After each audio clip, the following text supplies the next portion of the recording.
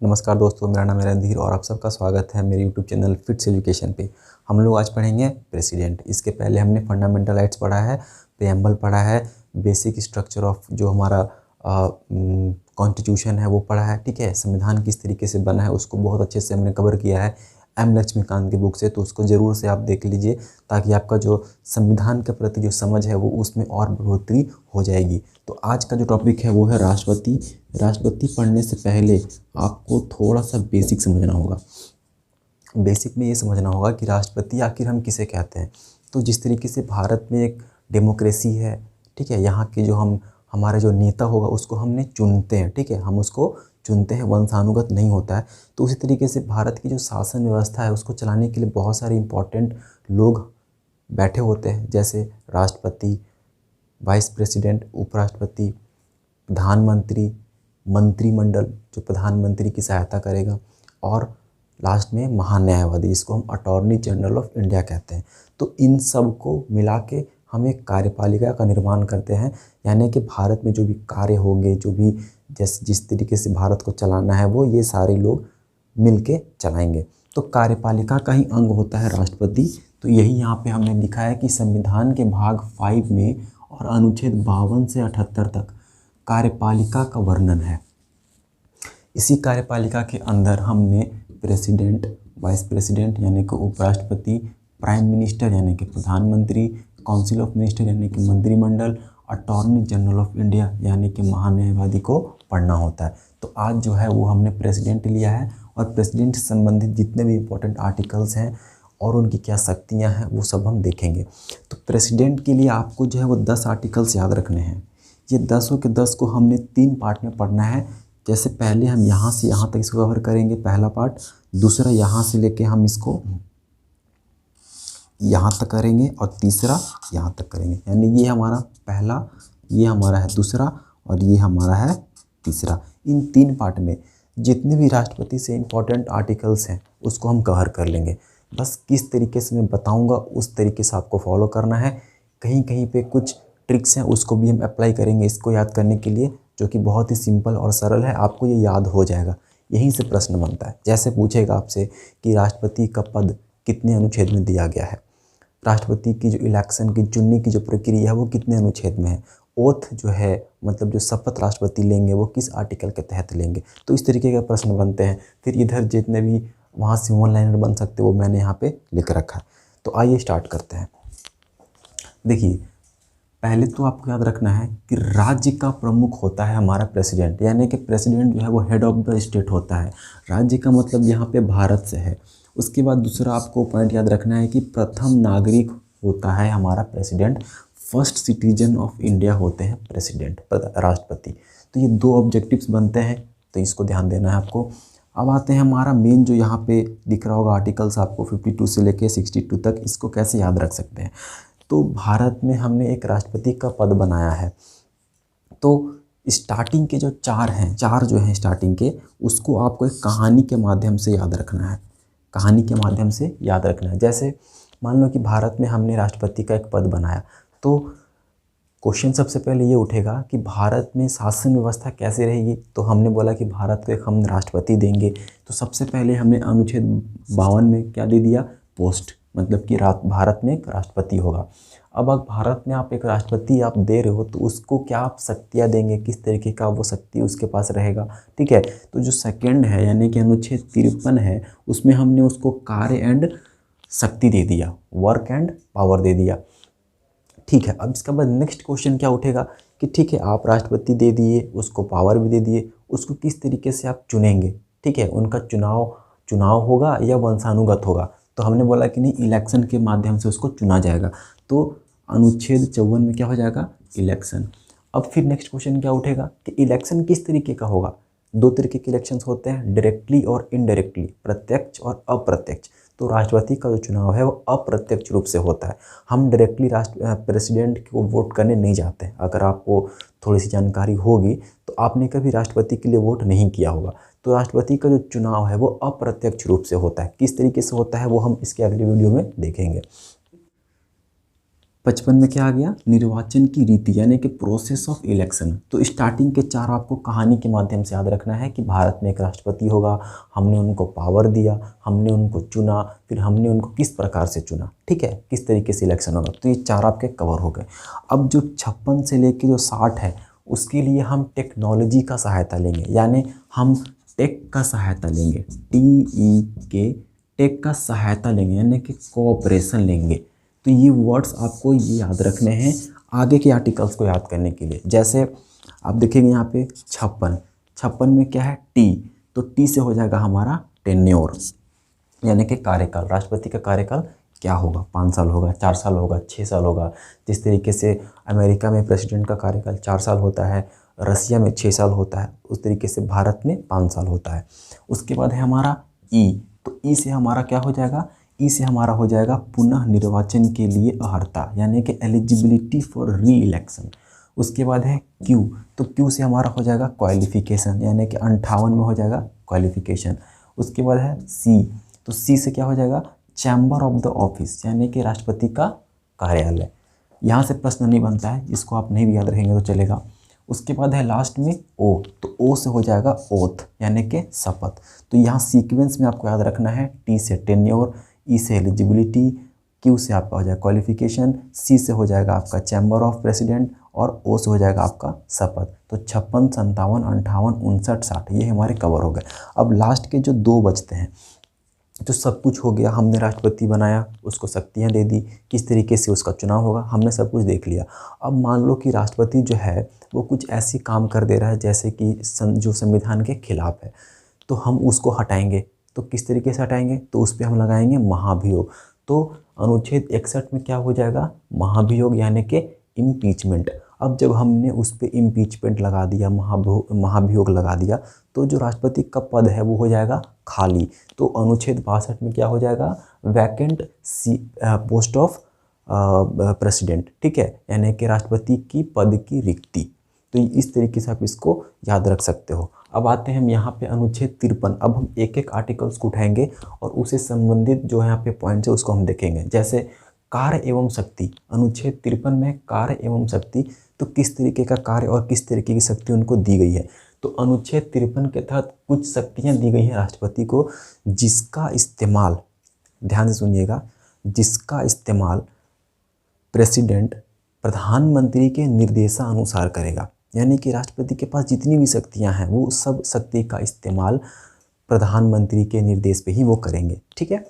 तो देखिए राष्ट्रपति के पास टोटल 7 शक्तियां हैं। कौन कौन सी, एक होता है कार्यकारी शक्ति, दूसरा है विधायी शक्ति, तीसरा है वित्तीय शक्ति, चौथा है न्यायिक शक्ति, पांचवा है कूटनीतिक शक्ति, छठा है सैन्य शक्ति और सातवां है आपातकालीन शक्ति। अब इस 7 जो यहाँ पे हमारे पास जो शक्तियाँ दी गई हैं राष्ट्रपति जी को, उसमें बहुत सारी ऐसी शक्तियाँ हैं। अगर आप डिटेल में पढ़ेंगे तो एम लक्ष्मीकांत में आपको मिल जाएगा, लेकिन यहाँ मैं आपको एक एक एग्जाम्पल के माध्यम से समझाता हूँ। जैसे अगर मैं बात करूँ कार्यकारी शक्ति का, तो इसमें क्या होगा, तो भारत सरकार के सभी शासन संबंधी कार्य उसके नाम पर लिए जाएंगे। ये आपको दिख नहीं रहा होगा लेकिन मैं बोल रहा हूँ, उसको उस पर आप ध्यान दीजिएगा। कार्यकारी शक्ति के अंदर क्या होगा, जैसे कि राष्ट्रपति, भारत सरकार के जितने भी काम हैं वो राष्ट्रपति के नाम पे ही होंगे, ठीक है। उसके बाद विधायिक शक्तियाँ में अगर हम बात करें तो संसद की बैठक बुला सकता है, स्थगित कर सकता है और भंग कर सकता है। तो ये उसकी विधायी शक्तियाँ के अंदर आ जाएंगी। इसके अलावा और भी होती हैं, लेकिन मैंने यहाँ पे एक एक एग्जाम्पल लेके आपको समझाने का कोशिश किया है, क्योंकि यहाँ से प्रश्न आपके एग्जाम्स में एनटीपीसी में नहीं बनेंगे। तो विधायिक शक्तियाँ के अंदर वो संसद की बैठक बुला सकता है, उसको स्थगित कर सकता है, उसको भंग कर सकता है, ठीक है। उसके बाद वित्तीय शक्तियाँ, तो वित्तीय शक्तियाँ मतलब कि धन विधेयक राष्ट्रपति की पूर्वानुमति से ही संसद में पेश किया जाएगा। मतलब बिना राष्ट्रपति के परमिशन के धन विधेयक को हम संसद में पेश नहीं कर सकते हैं। उसके बाद आता है पांचवा हमारा चौथा है न्यायिक शक्तियाँ। तो न्यायिक शक्तियाँ में कौन कौन से हैं, तो सुप्रीम कोर्ट, हाई कोर्ट के जो जजेस होते हैं उनको नियुक्त करेगा कौन, प्रेसिडेंट। फिर मैं बोलूँगा यहाँ पे राष्ट्रपति जितने भी कार्य करेगा वो सब के सब प्राइम मिनिस्टर के निर्देश पे ही करेगा। मतलब जैसे कि अगर मान लो सुप्रीम कोर्ट के जज को नियुक्त करना है तो उसमें जो है वो प्रधानमंत्री का निर्देश होगा कि आप जो है वो इसको चीफ जस्टिस बनाएंगे, ठीक है। उसके बाद है कूटनीतिक शक्तियाँ। कूटनीतिक शक्तियाँ मतलब कि अदर जो कंट्री से हमारे संबंध होंगे, जो भी हम डील करेंगे उन पे, वो सारी की सारी जो है वो राष्ट्रपति के सिग्नेचर के बाद उनके नाम पे ही होगी। जैसे अंतर्राष्ट्रीय संधि व समझौते राष्ट्रपति के नाम से ही होते हैं, ठीक है। जितने भी हम अगर मेमोरेंडम ऑफ अंडरस्टैंडिंग हम साइन करते हैं तो वो राष्ट्रपति के सिग्नेचर पे ही होगा। उसके बाद है छठा में सैन्य शक्ति। सैन्य शक्ति तो जिस तरीके से आपको पता है कि सेना का प्रमुख कमांडर, सेना का सर्वोच्च कमांडर हम प्रेसिडेंट को बोलते हैं। ये ऑब्जेक्टिव्स में पूछता है कि सेना का सर्वोच्च कमांडर किसे कहा जाता है, तो आपको बताना है प्रेसिडेंट। तो राष्ट्रपति जो होता है वो भारत के सैन्य बलों का सर्वोच्च सेनापति होता है, सर्वोच्च सेनापति। उसके बाद लास्ट में इनके पास जो शक्तियाँ हैं वो है आपातकालीन शक्तियाँ। तो भारत में ऐसी स्थिति पैदा हो गई अगर कभी कि भारत में अचानक से इमरजेंसी लगाना पड़े, तो इमरजेंसी कौन लगाएगा? राष्ट्रपति लगाएगा। तो यहाँ पे 3 तरीके का इमरजेंसी भारत में हम लगा सकते हैं, मतलब राष्ट्रपति लगा सकते हैं। कौन कौन से?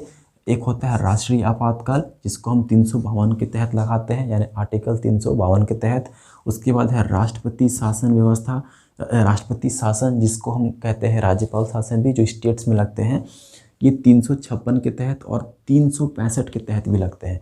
बहुत से लोगों को केवल ये याद होता है 356, लेकिन मैं आपको बताऊं 365 के तहत भी राज्यों में राष्ट्रपति शासन लग सकता है, ठीक है। उसके बाद है वित्तीय आपातकाल, मतलब कि भारत में कभी ऐसा हो गया कि वित्तीय संकट आ जाए, हालांकि कभी ऐसा आया नहीं है, तो उसके तहत भी हम 360 के तहत आपातकाल लगा सकते हैं। इसको हमें डिटेल में पढ़ना है आगे, लेकिन अभी मैं आपको बता रहा हूँ कि आपातकालीन शक्ति भी राष्ट्रपति के पास होते हैं। ये 3 तरीके के आपातकाल राष्ट्रपति लगा सकता है। अब अनुच्छेद 54 में क्या था हमारा? निर्वाचन, यानी कि इलेक्शन। तो इलेक्शन होगा, ठीक है, लेकिन कैसे होगा? डायरेक्टली हम उसको वोट करेंगे या इनडायरेक्टली वोट करेंगे?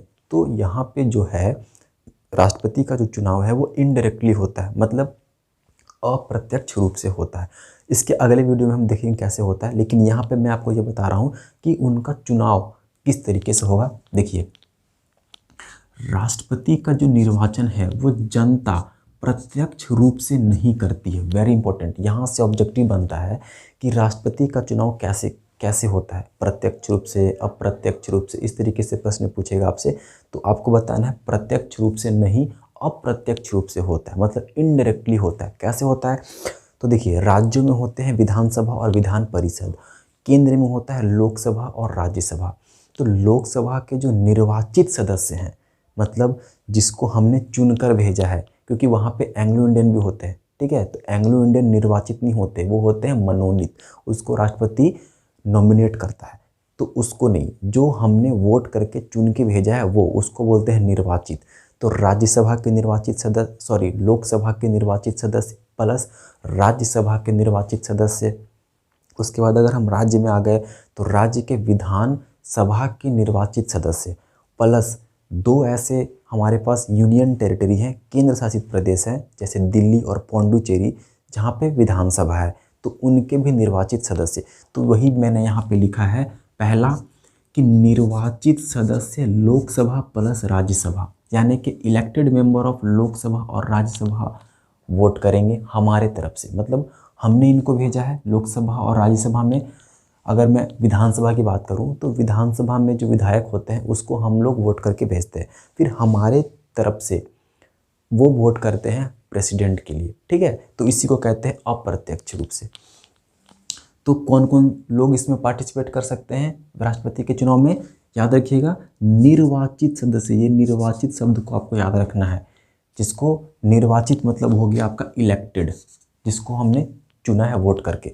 तो निर्वाचित सदस्य लोकसभा प्लस राज्यसभा, इन दोनों के निर्वाचित सदस्य, इलेक्टेड मेंबर ऑफ लोकसभा और राज्यसभा। उसके बाद सारे राज्यों के विधानसभा के निर्वाचित सदस्य, यानी कि elected member of legislative assembly, जिसको हम विधानसभा बोलते हैं, सारे राज्यों के। अब जहाँ पे बाई कैमरल सिस्टम है, मतलब जहाँ पे विधानसभा और विधान परिषद होता है, जैसे 6 से 7 राज्यों में विधान परिषद है, बिहार वगैरह में है, तो विधान परिषद इसमें पार्टिसिपेट नहीं करेगा, क्योंकि वहाँ के जो मेंबर होते हैं उसको हम चुनते नहीं हैं, वहाँ पे मनोनीत होते हैं वो, ठीक है। उसके बाद 2 ऐसे केंद्र शासित प्रदेश हैं जैसे कि दिल्ली और पुडुचेरी, जहाँ पे विधानसभा का व्यवस्था किया गया है, तो उस विधानसभा के भी निर्वाचित सदस्य इसमें पार्टिसिपेट करेंगे, यानी कि वोट करेंगे। तो elected member of Delhi and Puducherry of legislative assembly, यानी कि विधानसभा, ठीक है, जैसे दिल्ली के भी मुख्यमंत्री अरविंद केजरीवाल है, ठीक है, उसी तरीके से। इंपॉर्टेंट बात आपको याद क्या रखना है कि विधान परिषद के सदस्य मतदान नहीं करेंगे, ठीक है, विधान परिषद के सदस्य मतदान नहीं करेंगे, ये इंपॉर्टेंट है आपका, और यहीं पे आपका जो है क्वेश्चन फंसेगा। ऑप्शन में ये वाला भी लाइन लिखा रहेगा वहाँ पे, तो आपको ध्यान देना है कि विधान परिषद मतलब कि जहाँ पे 2 सदन की व्यवस्था है ना, बाई कैमरल, तो वहाँ पे विधान परिषद भी होगा विधानसभा के अलावे, तो विधान परिषद के जो मेंबर है वो वोट नहीं करेंगे। तो ये राष्ट्रपति से इम्पॉर्टेंट कुछ पॉइंट्स थे, उसको मैंने बताया, और अगले वीडियो में हम आगे जो बचे हैं 55, 56, 57, 58 जो भी है, एक एक लाइन है देख लेंगे। जैसे कि पदावधि क्या होगी, तो 5 साल होगी, ये खत्म। उसके बाद पुनः निर्वाचन के लिए अर्हता, ये हमको पढ़ना नहीं है। योग्यता क्या होनी चाहिए, वेरी इंपॉर्टेंट, 35 साल होना चाहिए, ठीक है, और दिवालिया घोषित नहीं होना चाहिए। ये सारी चीज़ें हम देखेंगे इसमें योग्यता में। तो नेक्स्ट वीडियो में हम बाकी के जो बचे हुए आर्टिकल्स उसको कवर कर लेंगे। तो मिलते हैं फिर अगले वीडियोस में बचे हुए आर्टिकल्स के साथ। अगर समझ में आया हो और अच्छा लगा हो तो प्लीज़ चैनल को लाइक और सब्सक्राइब ज़रूर कर लीजिएगा, ताकि मैं इसी तरीके के वीडियोस आपके लेके आता रहूँ। सब्सक्राइब ज़रूर कर लेंगे, इससे मुझे मोटिवेशन मिलता है, मुझे ऐसा लगता है कि हाँ, मैं जो पढ़ा रहा हूँ वो आपको पसंद आ रहा है, आपको समझ में आ रहा है। तो प्लीज़ लाइक दबा के कीजिएगा और शेयर भी कीजिएगा, प्लस सब्सक्राइब भी कीजिएगा। धन्यवाद।